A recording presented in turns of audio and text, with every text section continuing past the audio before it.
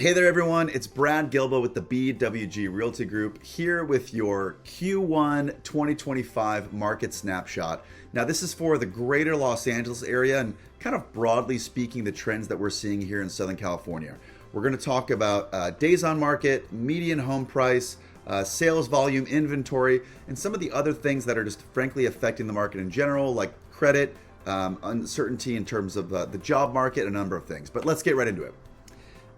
Days on market. Now, this is the number of days from when a property goes live on the market until when it gets an accepted offer and goes pending. The days on market is actually up. It's about double right now from where it was in October of last year. So currently we're sitting around 65 days on market. So this is signaling that the market is, cooling off a little bit, or at least a trend of cooling off, and should give a bit more breathing room to buyers. Now, median home price is another metric that we track. Again, broadly speaking, in Los Angeles, the median home price is $883,000. In October, that number was $900,000. So it's slightly down, but again, negligible when you're talking about the sort of broad city data. What this means, though, is that prices aren't exactly crashing. We're actually seeing that they're stabilizing. So right now, we're not experiencing the over asking 10, 15, 20% that we were seeing, let's say, a year and a half, 2 years ago. But suffice it to say that home values, median home price is still holding. Now, sales volume, or the number of transactions that has closed, this has actually been down a little bit month over month compared to in January from where we were last year.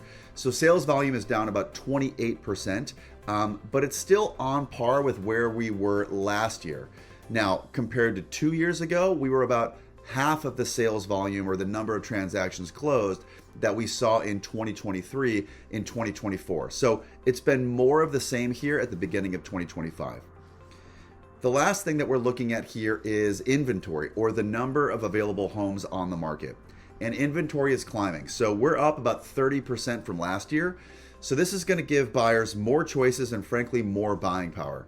The trend here that we're seeing is that we're not in a full buyer's market, but we're moving away from a seller's market into more of a balanced market where buyers have more opportunities. One thing that's holding back buyers is interest rates. So right now, the 30-year fixed rate interest rate is on average around 6.6%.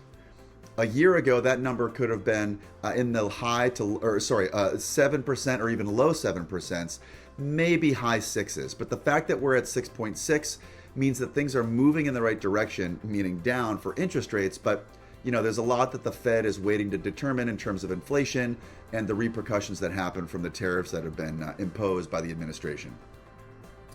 So, economic output here in LA, I'm sure that if you're like me and you've got friends that are in the entertainment business, there seems to be a bit of a pause as people are waiting to see if they're going to keep their jobs, if there are going to be layoffs, like where these next sort of entertainment-based, freelance, project-based positions are kind of going to come from. Additionally, we've been seeing some layoffs in like the tech sector. Finance is struggling, and a number of things. And really a lot of that is the tariffs that have been imposed with obviously goods coming into the country. I mean, LA is one of the largest ports, huge e-commerce hubs here. And the reality is that there's just a little bit of pause, as I think most people are waiting to see what type of job security they have, if they're at risk of being let go, and trying to balance that with their overall financial picture to see if buying or renting or selling or moving actually makes sense at the time. Now, what does the bottom line mean here? So, as I mentioned, the trend here is that we're moving towards a more balanced market, meaning away from a seller's market towards a buyer's market. But don't hear what I'm not saying. Sellers have to basically be strategic. They've got to price their property well. They have to present the property well, meaning no unfinished projects, and make sure that it's staged or prepared and presented well. And for buyers, while they're getting a little bit more breathing room and can be a little bit pickier in terms of the opportunities or more opportunities on the market, it doesn't mean the competition has gone away. Properties that are priced right and presented well, they're still having multiple offers and oftentimes going above the asking price. But again, we're not seeing crazy year-over-year growth that we've been seeing previously in terms of the overall sales volume price. This is a lot of information. If you want to know more specifically about what's happening in your particular city, or broadly speaking, how this could affect your needs as a buyer or a seller, give us a call, reach out. We're happy to ask some questions, give you some more specific data, and really put together a fine plan that is more tailored to your specific situation.